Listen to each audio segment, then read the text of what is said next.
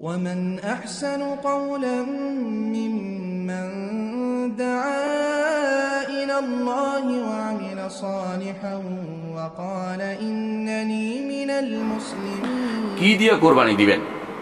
কি দিয়ে কুরবানি দিবেন? আপনি কি হরিণ একটা দিয়ে কুরবানি দিতে পারবেন? খরগোশ দিয়ে কুরবানি দিতে পারবেন? আপনি কি একটা জিরাফ দিয়ে কুরবানি দিতে পারবেন? আপনি কি একটা জিরাফ না, মানে যেটা বলা হয় ডোরা কাটা গায়ে থাকে যে পানিটা, এটা নাকি এই জাতীয় এগুলি কি কোরবানি দিতে পারবেন কিনা? না, আপনাকে কোরবানি দিতে হবে যেটা রাসূলুল্লাহ সাল্লাল্লাহু আলাইহি ওয়াসাল্লাম হাদিসে আসছে বিভিন্ন বর্ণনা, সেটা দুই ধরনের, যে বাহিমাতুল আনাম যেটাকে বলা হয়েছে। বাহিমাতুল আনাম হলো যেটা গৃহপালিত জন্তু, গৃহপালিত জন্তু, বন্য জন্তু না, গৃহপালিত জন্তু। যেই প্রাণী ঘরে বাস করে কিন্তু পালিয়ে গেছে, এটা গৃহপালিত ধরা হবে। অর্থাৎ গরু যদি পালায় রাস্তায় বনেও চলে যায় গরু, আর যেটা হরিণ কেউ পালছে সেটাও বন্যই ধরা হবে, এটা কোনো গৃহপালিত ধরা হবে না। অর্থাৎ গৃহপালিত সাধারণ যেটা নিয়ম এটার ভিতরে কার্যকর হবে, এটার উপরে নির্ভর করবে সেটা কোরবানি করার বিষয়টি। তাহলে আমরা দেখতে পাচ্ছি কোরবানির মধ্যে মাত্র 4টি জিনিস পড়বে। একটি হচ্ছে ওট, তারপরে হচ্ছে জামুস, মহিষ বলে ওই জন্য একটু বড়, উঠেছে একটু ছোট, এই জন্য। 3 নম্বর হচ্ছে গরু। এই তিনটির একই হুকুম। এই তিনটিতে আপনি 7 জনে অংশগ্রহণ করতে পারবেন। 7 জনে এই তিনটিতে অংশগ্রহণ করতে পারবেন। যারা যত তর্কই করে এগুলি হচ্ছে বেহুদা তর্ক। মূল কথা হচ্ছে ইবনে ওমর রাদিয়াল্লাহু আনহুর একটি বর্ণনা ছাড়া কেউ কোনোদিন এটাকে 7 জনের কমে 7 জনে অংশগ্রহণ করতে পারবে না, এটা কেউ কোনোদিন বলে নাই। ইবনে ওমর রাদিয়াল্লাহু আনহু একটি বর্ণনা আসছে, এটা তার শাদ কাউল। শাদ অর্থ হচ্ছে বিপরীত, সহিহের বিপরীত, যেটা এটা গ্রহণযোগ্য না, এই জন্য এটা একটা কাউল। তিনি বলছেন যে তার কথা হচ্ছে প্রত্যেকে একজনে একটা দিবে, এক মাথা এক ইনি হিসাব করতেন, ইনি বলতেন। এটা তার একটা মত, ভিন্ন মত ছিল। কিন্তু রাসূলুল্লাহ সাল্লাল্লাহু আলাইহি ওয়াসাল্লাম তিনি 7 জনকে অংশগ্রহণ করতে বলেছেন, হাদিসে প্রমাণিত হয়েছে। সফর এটা কোনো ইল্লত না, কারণ না। সফর হচ্ছে এটাকে বলা অতিরিক্ত ইল্লত, এটা কখনো ইল্লত হিসেবে কোনো ধরা হয়নি, কারণ এটা সফরের উদ্দেশ্য না। রাসূলুল্লাহ সাল্লাল্লাহু আলাইহি ওয়াসাল্লাম এবং অন্যান্য বর্ণনা আসছে, রাসূল সাধারণভাবে নির্দেশ দিয়েছেন যে তোমরা 7 জন অংশগ্রহণ করো।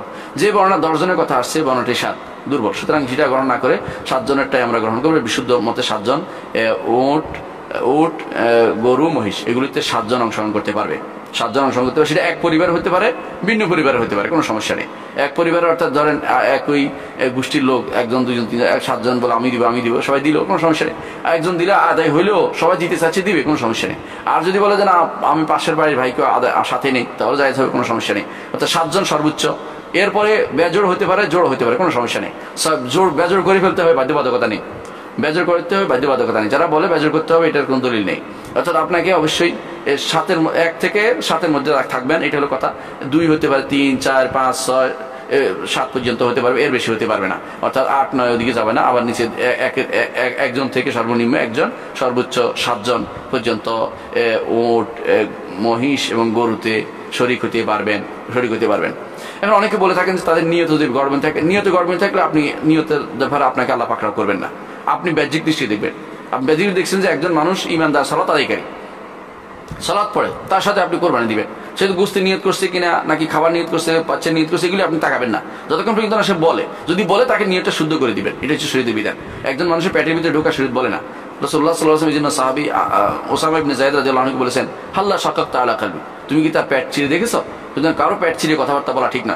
যারা বলে যে 7 জনে দিলে কারো নিয়তের বেশ করার কারণে 7 জন না দিয়ে একা দেওয়া উচিত, এটা ভুল বলতেছে। কারণ এই কোরবানির মাধ্যমে পরস্পরের সৌহার্দ্য বাড়ে, সম্প্রীতি বাড়ে, একে অপরের কথা মনে করে যে একসাথে কোরবানি দিয়েছিলাম, একসাথে কথা বলার কথাটা ওনার বিপদে আপদে এগিয়ে আসে, একে অপরকে কোরবানি গোশত নিয়ে একে অপরকে দেয় যে আমার একটু কেমন হয়েছে, খেয়ে দেখো, ওটা খেয়ে দেখো, আমারটা খেয়ে দেখো, এটা আনন্দের বিষয়। সুতরাং এটার সাথে অথবা একসাথে বন্টন করা হলে একে অপরের মধ্যে সৌহার্দ্য বাড়বে, যে আমরা একসাথে কোরবানি দিই, একসাথে অংশ বলেও যে আমরা একসাথে কোরবানি দিই, এর অর্থ হচ্ছে আন্তরিকতা, একটা সূত্রপাত। সুতরাং বড় জিনিস যদি দেওয়া হয়, এটা উত্তম হবে। 7 জনে দিলে আরো বেশি উত্তম হবে, কোনো সমস্যা নেই। কম একা দিতে হবে এবং বাধ্যবাধকতা নেই, বা একা দিলে উত্তম, এটা ঠিক নয়। হ্যাঁ, যদি এমন হয় যে এটার প্রয়োজন নেই, যেটা আন্তরিকতা এমনি আছে, প্রত্যেকে উনি আলাদা এরকম একসাথে হওয়ার সুযোগ দরকার নেই, তাহলে একসাথে একটা দিতে পারলে সেটা সব বেশি হবে, এতে কোনো সন্দেহ নেই যে একটা পুরো একটা দিব আমি, অথবা যত কম দিবেন তত সব বেশি হবে। এটা হলো এই জন্য যে যেহেতু আমি বেশি আল্লাহর জন্য বেশি খরচ করতে পারছি, বেশি খরচ করাটা এটা আপনিই পাবেন, এর সবকিছু টাকা গোস্ত বা এটার অন্যান্য জিনিস, কিন্তু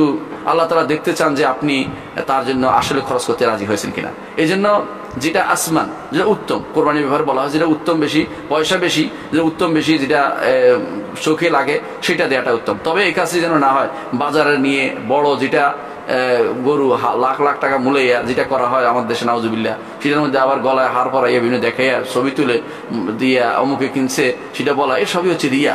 এই রিয়ার পর্যায়ে যেন না যায় বিষয়টা আমাদের খেয়াল রাখতে হবে। রিয়া করলে সবই বাতিল, আমল এটাও বাতিল, আগেরগুলো বাতিল হয়ে যাবে। শিরিক করলে তো সব ইমান পুরোটাই নষ্ট হয়ে যায়। এই জন্য শিরিক যেন না হয় আমাদের সেজন্য খেয়াল রাখতে হবে। যদি সামান্য শিরিক হয় ছোট শিরিক হবে, বেশি সামান্য রিয়া হলে ছোট শিরিক হবে, বেশি রিয়া হলে তো পুরোটাই আগের আমল সব বরবাদ হয়ে যায়, পুরোপুরি ইমান থেকে বেরিয়ে যাবে। সুতরাং তার সাথে কোরবানি দেওয়ার মানে হয় না যার রিয়া করার মানসিকতা আছে। সুতরাং সেভাবে খেয়াল রাখতে হবে আমাদেরকে।